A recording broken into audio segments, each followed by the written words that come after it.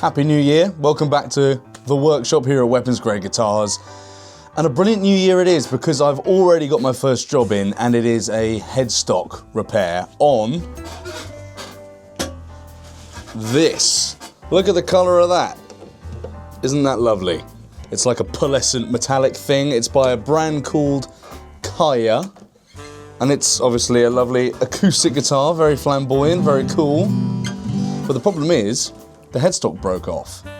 And the gentleman who owns the guitar tried to repair it, and this is a first for me, tried to repair it with nail polish. There, look, so sticky nail polish. He tried to put that in and sandwich it, and to be fair to him, it has worked to some extent. But the problem when you don't use the proper techniques and the proper equipment when you do this kind of work is that it's never really going to be quite right again. And you can hear here on the low string first fret, so an F. Really rattly, right? And now, as you're running down the scale, as it were,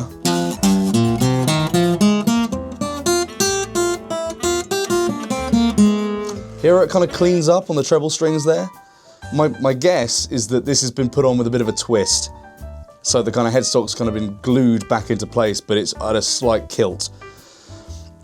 So what I need to do really is to take all this nail polish off the back and kind of investigate as to what needs doing. I might have to kind of re-break the headstock and get some proper wood glue in there and clean up the joint a bit. But until I get that off, there's really no telling what it needs. So I guess let's have a look. So I've been kind of hacking away at this with a razor blade. Sometimes the crudest tools are the most effective, and this is one of those cases. And I'm starting to see the actual break there. As you can see, it's a kind of a zigzag fracture along the headstock. This is going to be a bit of a pain because obviously when you've got a lot of material to remove here, too much to sand really. So I'm having to scrape most of it away and then I'll go to the sanding, but we're going to put a lot of scratches in this finish basically. So once I've done the repair and I've seen how bad it is and I can get it done, we're going to have to refinish it somewhat to try and get it looking presentable. But yeah, let's crack on with that. Well, it was only a matter of time and I did think it was going to happen, but just when I was in the process of doing the sand there, the headstock just snapped off again. So this is a great example. Sometimes, you think you can maybe kind of bodge a repair, and eventually, under playing conditions, this would have happened. It would have happened live because you've got a whole ton of tension with the strings. Any time that could have just snapped off and pinged. There was barely anything holding it together. I'll show you. So as you can see here, this is the break. Right there. And because it's been kind of held together, it's going to be a bit of a messy break, this one. And I can feel already that, yeah, that wood isn't nice. I'm going to get the strings off, 1 second. And as the strings came off, as did the headstock. So there is our break. Pretty standard looking break, to be honest, a little bit rough. It's always a bit of a, you hate to see these kind of spikes in the wood here. Ideally it'd be a nice kind of sheer snap, but let's have a look at the back of the guitar. Yeah, okay. So there's our truss rod poking out there. Yeah, that's not a good looking break.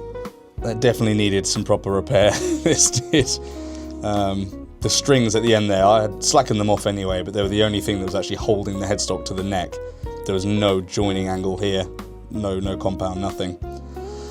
So, what do we do now? We have to try and get this headstock back on. I'm going to be cleaning up the joint. I'm going to use files, sandpaper, that kind of thing to clean up the joint.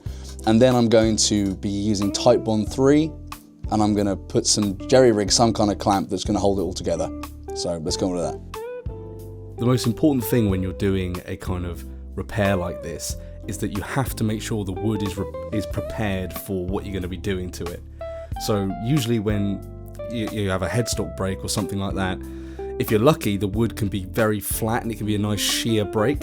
and they're the best because you can just apply glue pretty much straight away. As long as your angle's right and you've got enough pressure, you'll be okay. But on a kind of brake like this, with all these spikes and kind of convex and concave shapes, you need to make sure there's no sawdust. You need to make sure there's no protruding elements inside of the crack that are going to make it harder for the glue to actually do its job. So before I put in the glue, what I did is I just went through the whole thing with a kind of sharp file and some sandpaper, and if I saw any of those protruding spikes, protruding elements, I just cut them down and got rid of them.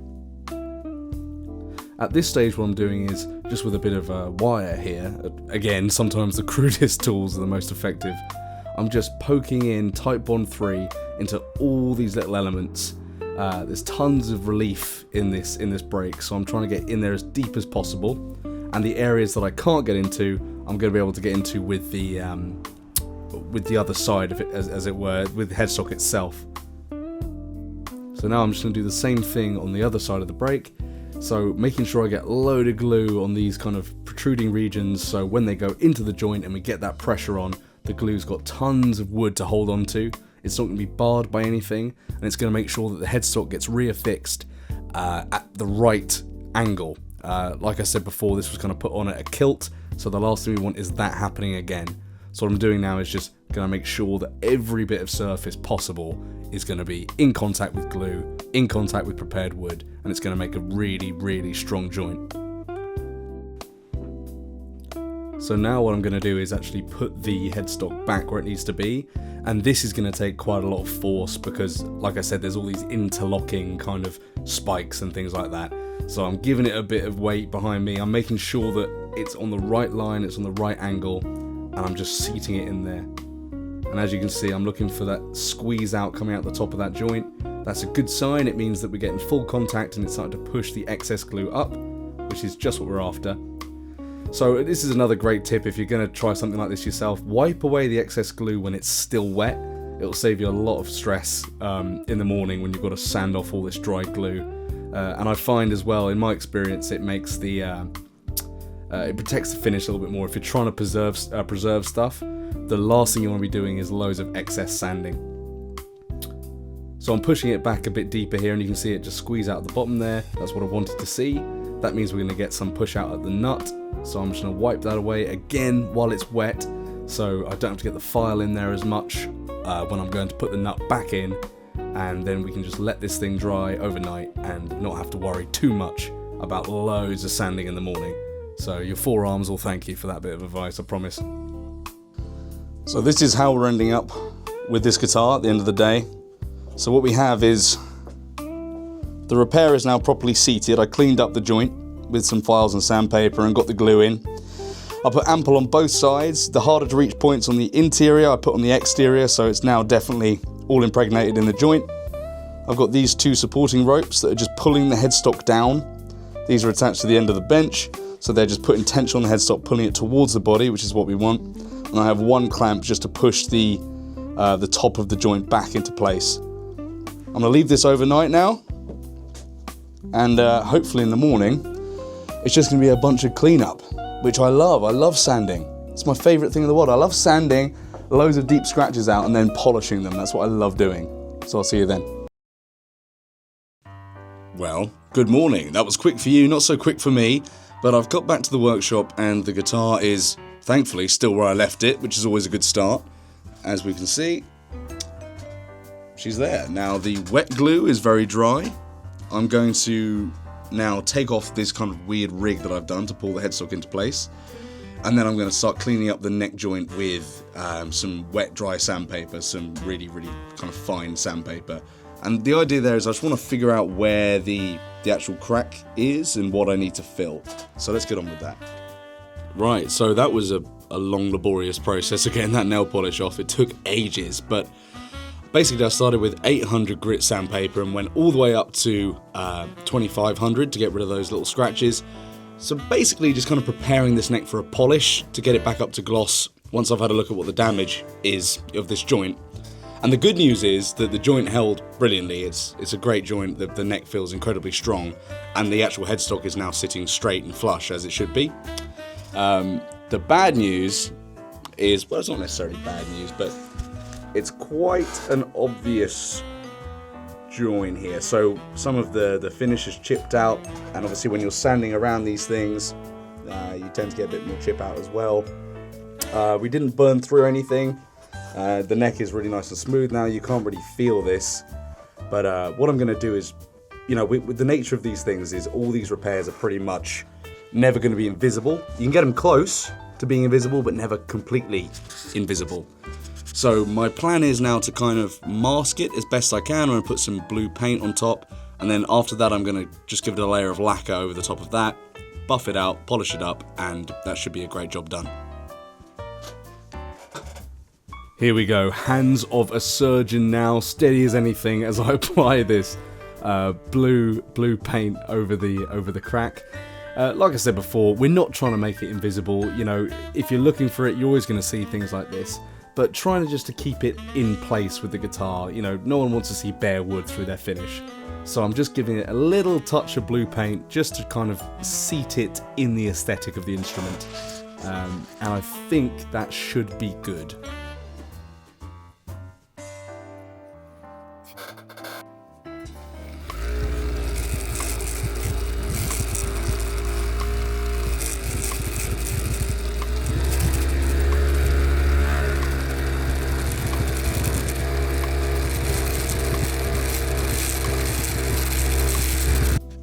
So now we have the crack all filled in and coloured enough to, it kind of matches the neck now, enough for me.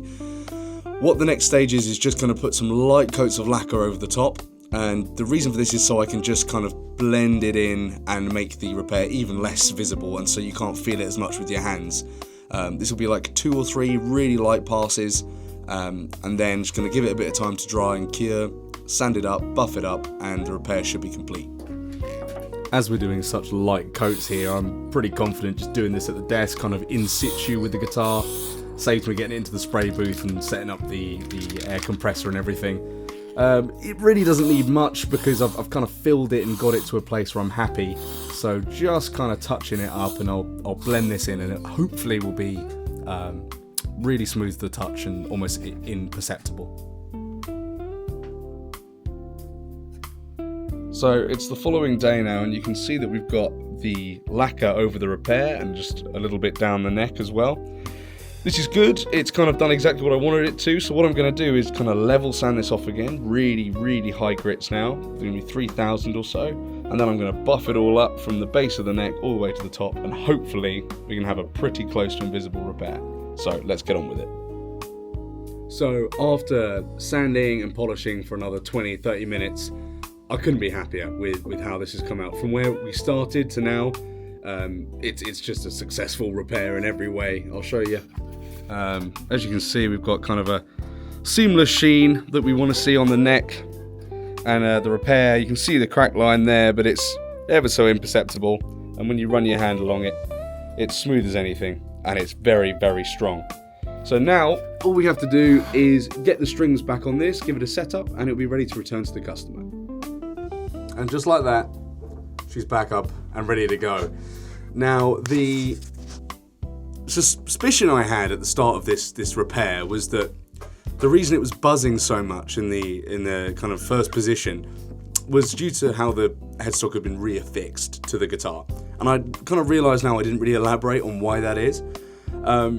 So basically, your break angle here on your low E string, it needs to be quite significant. What you don't want is the string going basically into the nut and straight to the post. You want a strong break angle at that nut. If you don't have one of those, the string can actually rattle in the nut slot, which causes that kind of open string rattle. So what I think had happened is when the headstock had been kind of glued back in, one side was higher than the other. The base side of the headstock had been kind of glued at an angle. And that had raised it up and meant that there was no break angle from the string out of the nut. And now there is. So now when I play,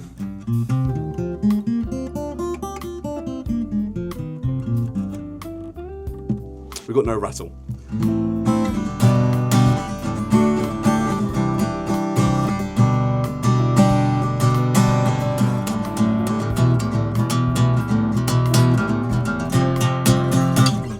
Much much better. Really, the guitar didn't need much else. The setup was pretty good. The neck was just a little bit humped, so I just put a little bit of relief back in it. Nice new set of strings, and that repair is looking fantastic. I mean, from a distance, you can't even really notice that it's there at all. So if you have decided to repair your guitar with nail varnish, please let me know and we can get it a bit better. Happy New Year, everyone. Thank you for watching the video if you have, and look forward to a lot more this year, because my kind of New Year's resolution is to do more content. So God help you. Right. Happy New Year. Bye-bye.